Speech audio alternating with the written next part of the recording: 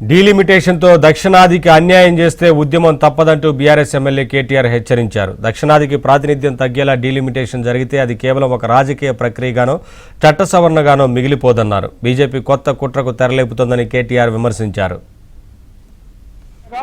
మరొక కుట్ర కూడా చేస్తున్నది భారతీయ జనతా పార్టీ. మీరు చూసింటారు ఇవాళ పేపర్లలో సీట్లు పెరుగుతున్నాయి, అసెంబ్లీ సీట్లు, పార్లమెంట్ సీట్లు అని ఇవాళ పేపర్లో మీరు చూసే ఉంటారు. కానీ అందులో కూడా ఏదో కుట్ర జరుగుతున్నట్టుగానే కనబడతా ఉన్నది. ఎందుకంటే బయటికి ప్రధానమంత్రి మాట్లాడినప్పుడు, నిన్నగాక మొన్న కేంద్ర మంత్రి కిషన్ రెడ్డి మాట్లాడినప్పుడు 50% సీట్లు పెంచుతున్నామని చెప్పింది. అంటే 110 ఉంటే 179 అవుతుంది, 60 సీట్లు పెరుగుతాయని చెప్పింది.